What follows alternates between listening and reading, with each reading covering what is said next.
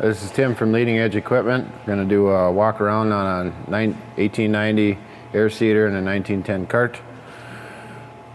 One thing we're going to look at first, guys always wonder, how do I know when my discs are wore out?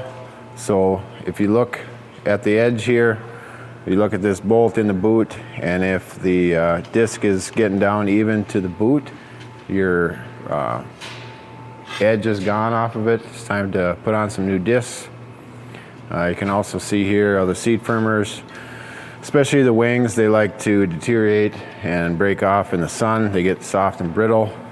Then we also want to look at our movement in our arms, our press wheels, check our bearings on our press wheels, and then also on our closing wheels. Check, make sure everything moves free. Our discs turn, we got our bearings and stuff here. We also want to look at our closing wheel arm and make sure that we can pivot it so that we can change our depth as we need as our different seed and different soil conditions. If you come down to the opener I got here, you can make sure that the bushings are tight in here and in here, and make sure that everything moves freely like it's supposed to, and also make sure that our springs are in place so that we get our proper down pressure. We come back, we look at, these are some gauge wheels that we took off. These are getting pretty chewed up. Time to replace. Where this one, they've opted to go in the muddy conditions. We've opted to change to the spoked wheels to help with the muddy soil conditions. We also want to look at our wheels, jack up our wheels, make sure our bearings are good shape, make sure everything's got aired up. A lot of them are going flat over the winter time, and just make sure our tires are good shape. Then we're going to look over our hydraulic system also, make sure we don't have any leaks, external, whatever, or if it seems like it settles, so we can get cylinders fixed up and ready for the new season. One other thing we want to look at is in our center of our frame. Off and on, it's kind of common to see the bolts want to snap inside the frame here. So just make sure you aren't missing any of them or they're broke off. Then we're also going to look at our air hose condition. Our little secondary hoses, make sure they're good shape. We also want to look at our boots and make sure there's a little spring inside of there. We want to make sure that gets good spring tension, so it's going to keep it right against the disc. If it doesn't keep it against the disc, your seed won't go into your trench like you need it to. We'll come back onto the cart. We want to check our hoses. There's always hoses coming, your little duct tape. There's some corrosion in there. A guy may want to change out the couplings so they don't break apart. But just check your hoses, they get sun faded. Little deterioration, just get them fixed up, ready to go. Come back to our cart. This one's got some bad rust damage from the fertilizer.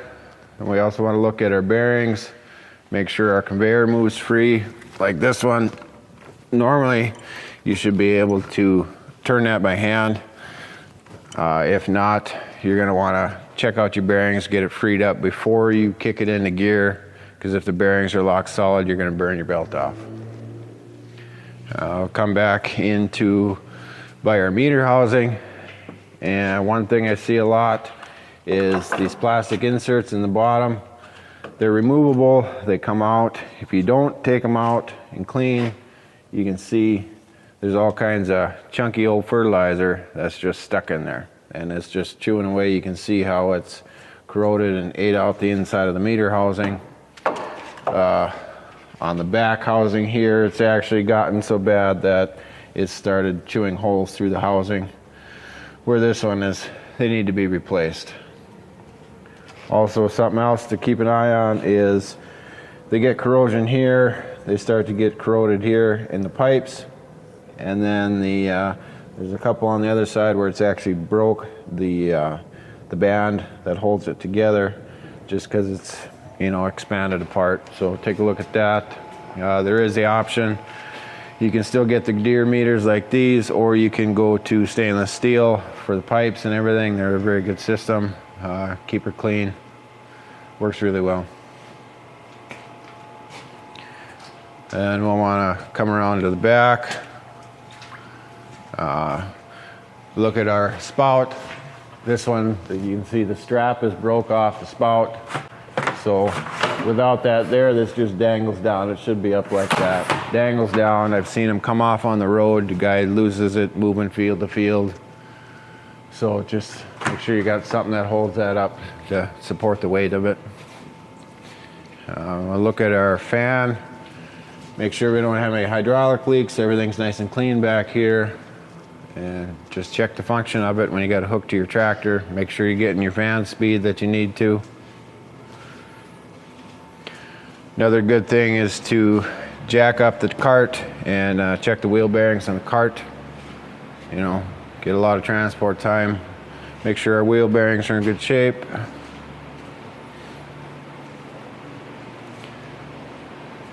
And then over on our meter side, I'm going to take and check our chain condition. We got our sprockets, everything here.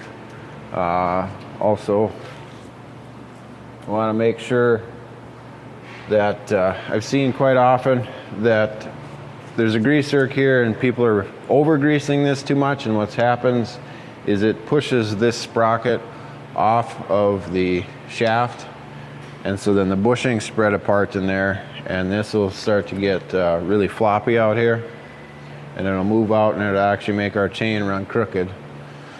So be mindful of, you know, it only takes maybe one shot of grease is about all it takes in there, just to keep a little lube on the shaft. Okay, then we get up top on the cart, and then we want to look inside of our tank, check, make sure our agitators are all there, nothing's got broke off from a chunk of fertilizer or a rock in there, and then also check our 3 bin level sensors and make sure that they're plugged in. You know, once in a while they want to come unhooked from each other. And then also, when we're done up here, we want to look at our tank lid tension. There's a little dash mark here. We want to make sure when we adjust so that this is up in line with that tank lid mark.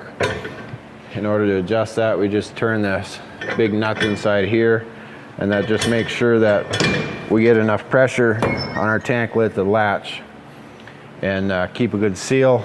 Sometimes if they aren't, like this one's a little bit loose, it can cause air to escape out the top and cause bridging, so you get some misseating.